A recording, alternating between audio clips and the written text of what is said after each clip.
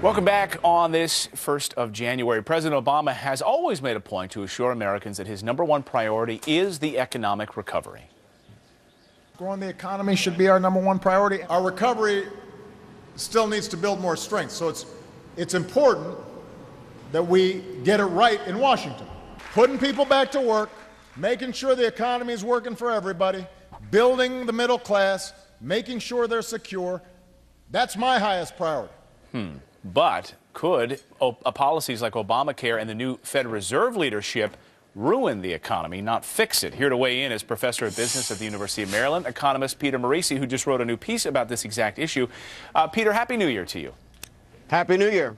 So perhaps it won't be a Happy New Year for our economy if you say some of these things, which maybe we haven't seen or we haven't actually paid much attention to, could ruin the economy, like Obamacare. You call it a train wreck. How could it slow or even ruin the economy this year?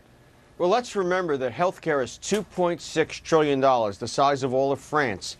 And insurance companies not getting the premiums because people aren't properly signed up, but yet having to pay the claims. It could easily bankrupt them, along with the fact they just don't have enough young people who are being implicitly taxed.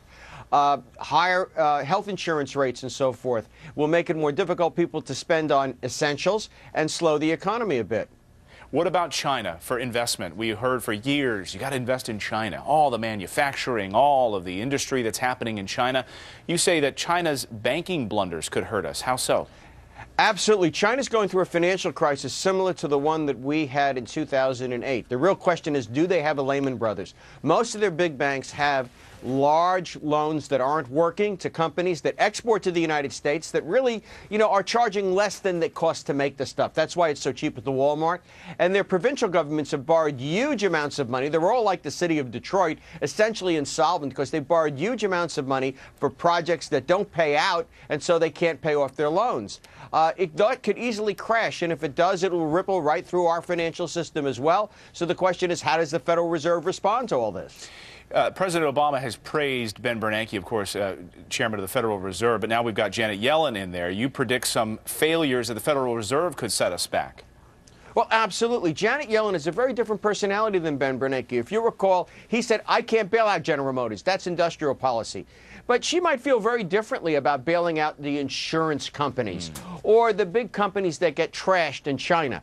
Just about every big multinational in the United States, General Motors, GE, and so forth, are heavily invested in China. If that place crashes, they're in trouble. Well, if she starts bailing them out, we're on the road to being a Latin American republic in the 1970s, where you have basically lots of graft and corruption by virtue of so much government money floating around. It's not just the inflation.